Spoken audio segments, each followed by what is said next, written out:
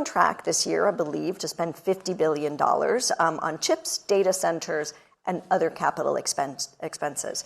Can you give us a sense of how Alphabet is thinking about investment? I mean, is the sky the limit here?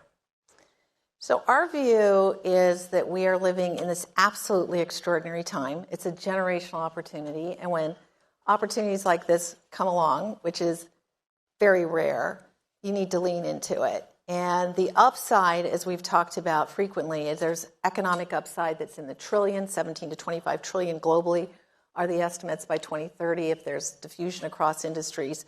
It's the ability to address major issues in healthcare and education beyond. It's the ability to push the frontier in science, and there's so much around security.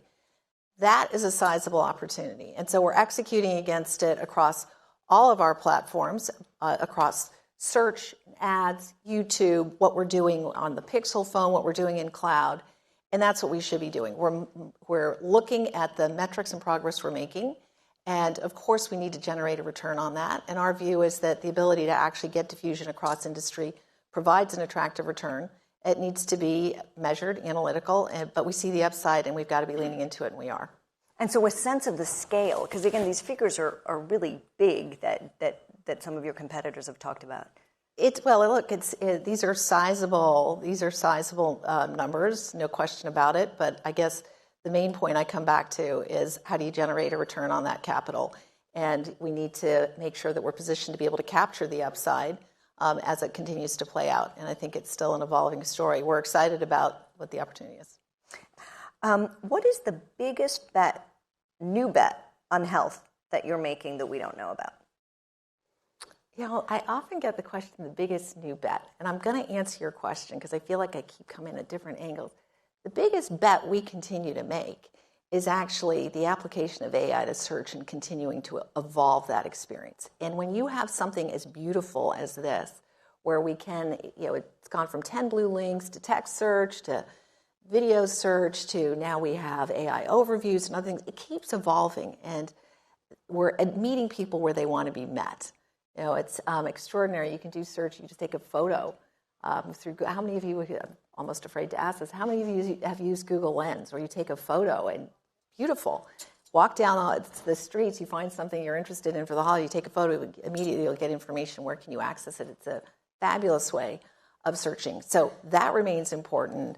The cloud upside, given the economic implications for AI, super important. Those are big investment areas. Love health. So I definitely want to answer your question. And it's in a number of different areas. So we open sourced AlphaFold. We also built a company called Isomorphic that was really built off of that, and have partners that we brought in to further advance drug discovery. And it really is viewed as this catalyst for drug discovery, which is absolutely extraordinary and exciting.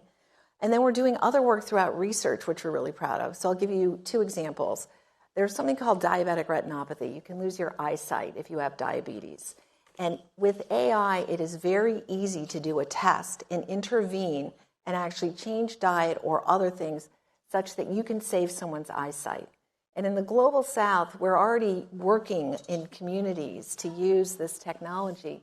And that's when I say it is here and now and making a difference. That's an example where hundreds of millions of people are subject to losing eyesight because of diabetes. An area I'm really excited about is all of the work on early diagnostics. We had a breakthrough years ago, early detection of metastatic breast cancer. As a 2-time breast cancer survivor, that's extraordinary that anyone, anywhere around the globe can have a radiologist with the assist of AI who can have the same amazing quality read I had up the street at Memorial Sloan Kettering. And my oncologist had said, when I asked him about it, the only way to democratize healthcare is with AI. So we're doing a whole host of different work. There's also work to actually help support nurses and take away some of the mundane they don't need to be doing so they can spend more time looking to the patient. Or again, my oncologist said his great hope with AI is it can restore humanity into the doctor-patient relationship. Because instead of looking at the screen, as many of us have experienced, when you're in the doctor's office, I can look at you and I can get support from generative AI, and I can have a better experience as the patient, probably pick up better things as the doctor. What do you tell professionals about how to deal with job disruption even when computer programmers themselves are seeing their jobs disrupted? What do you tell them within your own workforce, but also outside? So first of all, 60% of jobs today didn't exist 80 years ago. And the fastest growing job category, according to the Bureau of Labor Statistics, is other. It's so new it has not yet been classified. And that's been true throughout history, that new jobs are created that we don't even see. Even if you go back to 2000 and kind of the birth of all these new startups, internet companies, there was so much that's evolved since then that we didn't see at that time. So each of us needs to be resilient and know that we need to focus on what are the skills we need to leverage the tools that are here today. What we're seeing, and we're in a wonderful position because there are so many growth upsides still. So what we're looking at is if you get operating leverage in certain areas, how can that unlock the ability to actually focus on the most important work that one needs to do? And so this is an operating leverage tool for each one of us, and you need to think about how do you actually then redeploy where you can.